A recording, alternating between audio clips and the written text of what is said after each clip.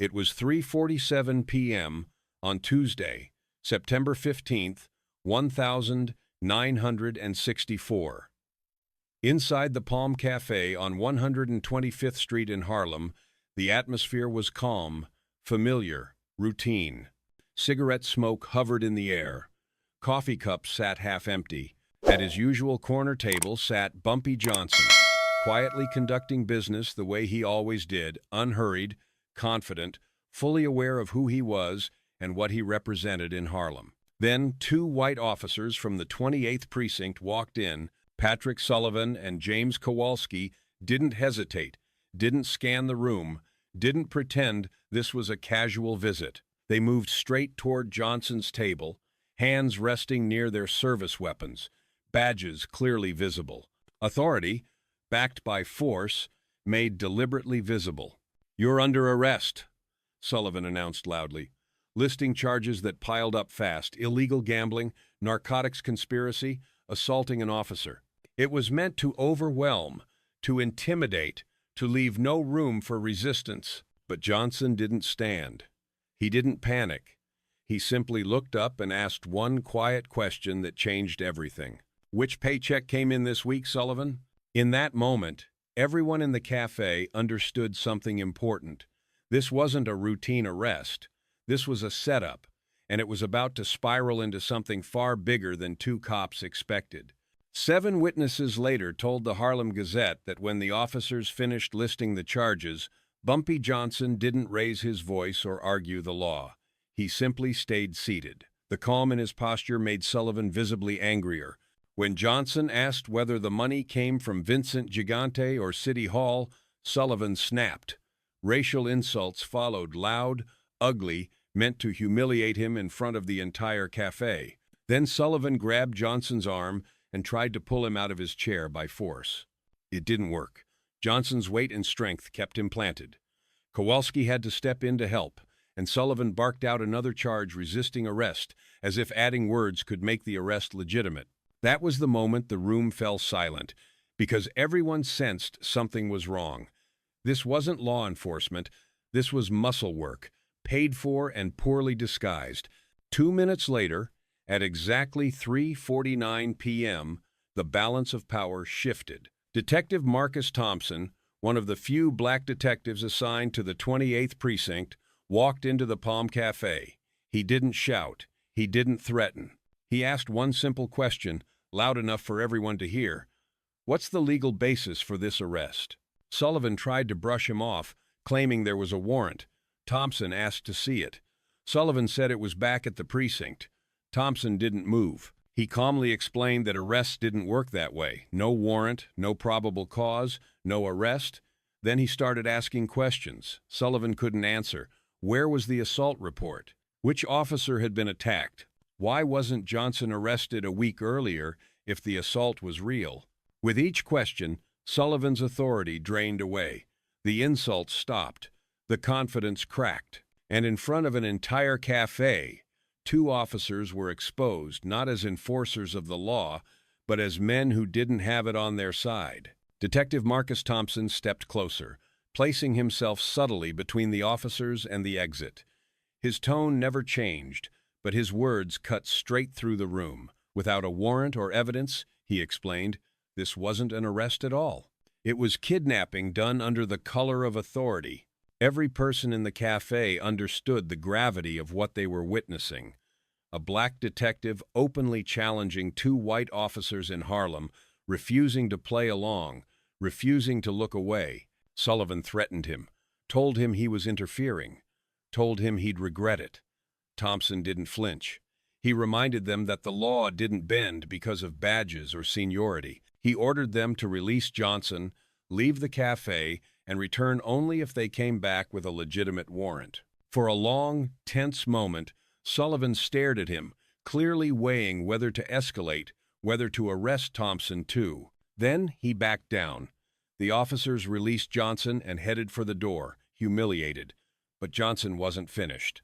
He stopped them with a final warning, telling them to pass a message to Vincent Gigante that this wouldn't end until Johnson decided it was over. The cafe stayed silent long after the door closed behind them. Johnson shook Thompson's hand, thanking him quietly. Thompson warned him in return.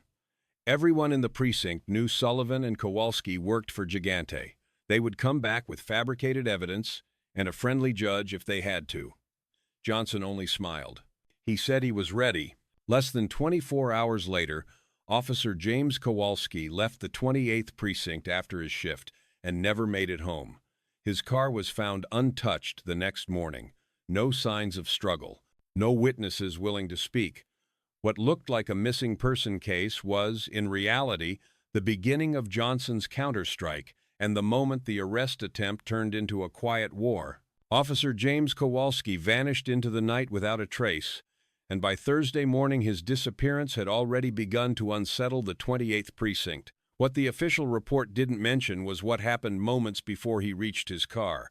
According to later testimony, 4 men approached him calmly, identified themselves as working for Bumpy Johnson, and offered him a choice. He could come voluntarily for a conversation or be taken by force. Either way, Johnson wanted answers. Kowalski chose to cooperate.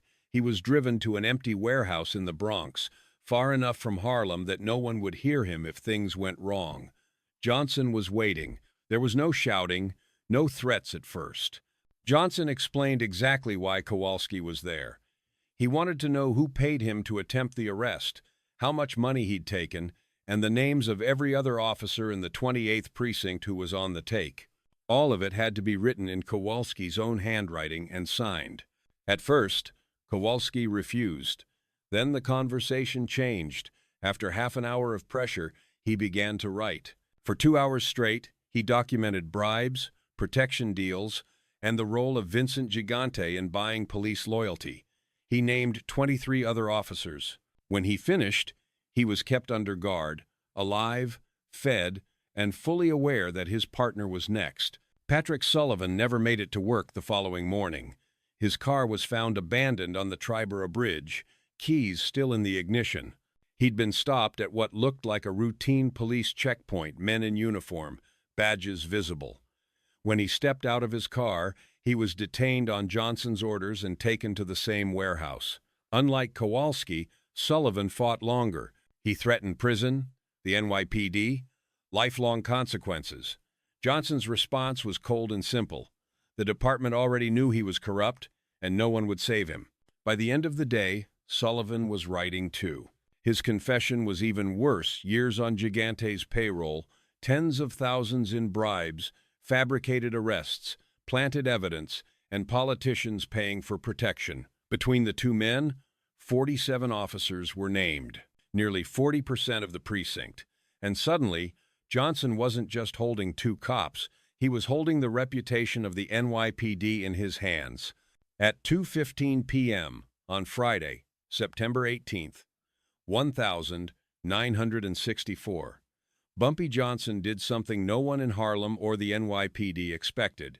He walked straight into the 28th Precinct headquarters, not hiding, not running. He came openly, carrying a leather briefcase, accompanied by his attorney and 2 bodyguards who stayed near the entrance.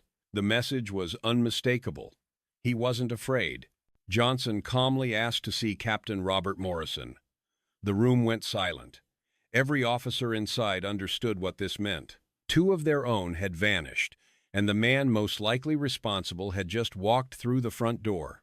When Morrison emerged, his expression mixed anger, fear, and reluctant respect. Johnson was escorted into the captain's office, and the door closed behind them. Inside, Morrison demanded answers. Where were his officers? What had Johnson done to them? He threatened kidnapping charges, life in prison, total retaliation. Johnson listened, then opened his briefcase. Inside were handwritten confessions, pages of detailed corruption, signed by Sullivan and Kowalski. Johnson explained that the officers were alive, being treated well, and would be released once an understanding was reached. The confessions were devastating. Names, dates, amounts of money, and one name repeated over and over again: Vincent Gigante. 47 officers, nearly half the precinct. Johnson made his terms clear. If anything happened to him, If harassment continued, the originals would go straight to major newspapers and federal authorities. The scandal would destroy careers, expose politicians, and invite federal racketeering charges. Morrison called it extortion. Johnson corrected him. This was an offer of peace. He didn't want money or favors, only to be left alone. No more fabricated arrests. No more police harassment paid for by Gigante. Legitimate investigations were fine. Corrupt ones would trigger destruction. For 2 minutes, the room was silent as Morrison and his lieutenant read and reread the documents. They understood the truth. This wasn't a fight they could win. Johnson held all the leverage, and the cost of refusing his deal would be catastrophic. Captain Morrison finally asked the only question that mattered. If the NYPD agreed, how could they be sure Bumpy Johnson wouldn't publish the confessions anyway? Johnson's answer was blunt. Ongoing conflict was bad for business. Stability was valuable. As long as corrupt officers stopped harassing him, the documents would stay hidden. But if the harassment continued, chaos would be worse for everyone, especially the department. Then Johnson laid out the deal in precise terms. Sullivan and Kowalski would be released unharmed.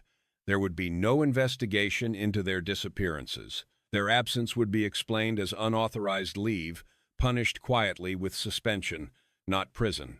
In return, Johnson would be free from police interference that wasn't legitimate law enforcement. Any further harassment tied to Vincent Gigante would trigger immediate exposure. The threat was impossible to ignore. Gigante's name appeared dozens of times in the confessions. Federal prosecutors would see clear evidence of police corruption and racketeering. Morrison understood that protecting the department meant swallowing the deal. He stared out the window at Harlem for a long moment, then turned back. They had an understanding, but Morrison warned Johnson, try this again, and there would be no negotiation next time. Johnson accepted the warning and left the precinct as calmly as he had entered. The next morning, exactly as promised, Sullivan and Kowalski were released at 125th Street and Lenox Avenue, bruised but alive. They reported back to the precinct and told the agreed-upon story: kidnapped by unknown men, questioned about corruption, released without explanation. Officially, the case went nowhere. Unofficially, everyone knew what had happened. The aftermath was quiet but permanent. The 2 officers were suspended, then returned to duty under close watch. After that week, police harassment against Johnson dropped dramatically. Corrupt cops understood the danger of pushing further. Gigante understood he'd been outmaneuvered, and the NYPD learned a lesson it would never say out loud: documentation could be more powerful than guns. After September 1964, everything changed quietly. Bumpy Johnson was still investigated when police had real evidence, still arrested when probable cause existed, but the era of fabricated charges and harassment for hire in Harlem was effectively over.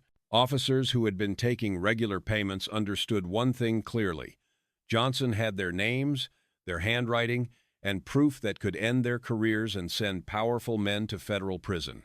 Inside the 28th Precinct, Captain Morrison managed the fallout in silence. Some officers were pushed into early retirement. Others were transferred out of Harlem. Supervision tightened, not because corruption had been defeated, but because exposure had become too dangerous. The confessions themselves, naming 47 officers and repeatedly naming Vincent Gigante, were never made public. They were more valuable as leverage than as headlines. Gigante understood the trap immediately. He could not retaliate without confirming the truth of the documents. He could not keep using corrupt cops without triggering their release. His own strategy, weaponizing the police, had been turned against him. Johnson had won without a shootout, without a war, simply by controlling information. When Johnson died of natural causes in July 1968, the confessions were destroyed, burned by family members according to his instructions. The leverage died with him. But the lesson remained. In Harlem, people still spoke about the week 2 corrupt cops tried to arrest Bumpy Johnson, and the city learned that power didn't always belong to the badge or the gun. That week proved something uncomfortable and unforgettable. Institutions can be beaten when their secrets are documented. Authority collapses when leverage is exposed. And in September 1964, One man forced the NYPD and one of New York's most powerful crime bosses to negotiate because paper, properly used, became more powerful than violence ever could.